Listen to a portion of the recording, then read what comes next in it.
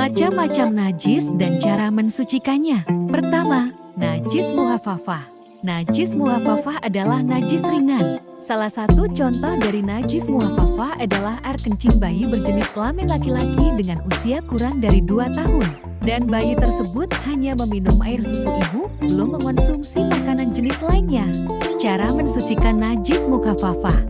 Najis muhafafah merupakan najis yang ringan. Terdapat beberapa cara untuk mensucikan najis tersebut, diantaranya 1. Menggunakan percikan air atau menggunakan air yang mengalir, yaitu dengan cara memercikan atau mengalirkan air ke area yang terkena najis.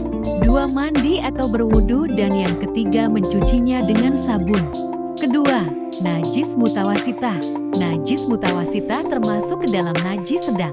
Contoh dari najis sedang ini adalah segala sesuatu yang keluar dari kubul dan dubur manusia atau binatang terkecuali air mani. Selain itu, contoh lainnya adalah khamr atau minuman keras dan susu hewan dari binatang yang tidak halal untuk dikonsumsi. Bangkai makhluk hidup kecuali bangkai manusia, ikan, dan belalang juga digolongkan sebagai najis mutawasitah. Najis mutawasitah dibedakan kembali menjadi 2 jenis, yaitu najis ainiyah dan najis hukmiyah. Najis ainiyah. Najis ainiyah adalah najis yang masih ada wujudnya. Najis ini dapat terlihat rupanya, dapat tercium baunya, serta dapat dirasakan rasanya.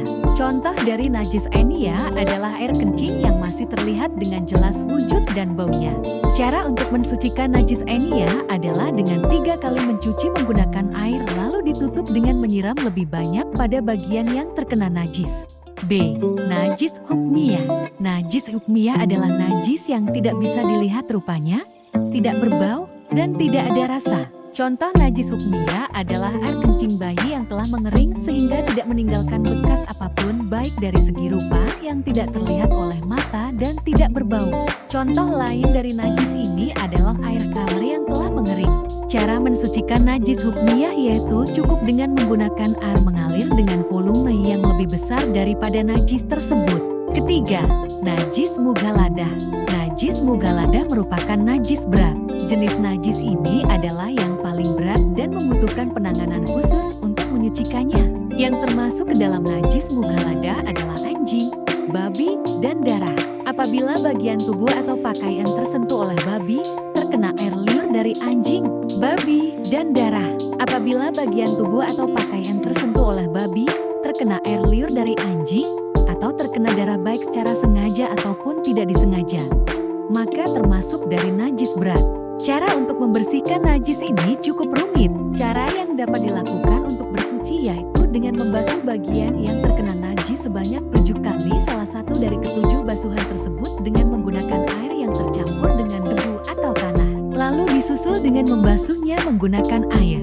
Namun, sebelum dibersihkan menggunakan air, najis mughaladah yang mengenai tubuh atau pakaian harus benar-benar hilang wujudnya terlebih dahulu. Keempat, najis maf'ul.